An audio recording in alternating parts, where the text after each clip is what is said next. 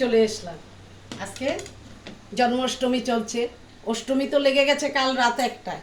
তো ওই জন্য আজকে আমি যা রান্না করেছি, আমার বাড়িতে তো গোপাল আছে, আর তার মধ্যে আমার 2 ছেলেই গোপাল, তো ওদের জন্য তো রান্না করতেই হবে। তবে অষ্টমীর রান্না আমি আমার ছেলের জন্য রান্না করেছি টমেটোর ডাল। এই টমেটোর ডাল করেছি, এখানে খুব বৃষ্টি, আর তার মধ্যে রান্না করেছি এই বৃষ্টির মধ্যে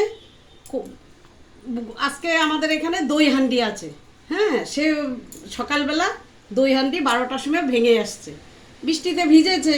তো তার জন্য আমি আলু সিদ্ধটা আমি কালো জিরে সম্বাদ দিয়ে শুকনা লঙ্কা আর গরম তেল দিয়ে বানিয়েছি, যেন ঠান্ডাটা যেন না লাগে।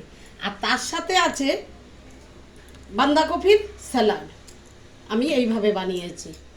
হ্যাঁ, আর তার মধ্যে আছে আর ধনিয়া পাতার বড়া। আজকে আমি এই রান্না করেছি, এই যে ধনিয়া পাতার পকোড়া করেছি, তবে একটা সাথে কাঁচা লঙ্কা রেখে দিয়েছি। এই যে আমার থাল, কেমন হয়েছে? নমস্কার, রাধে রাধে।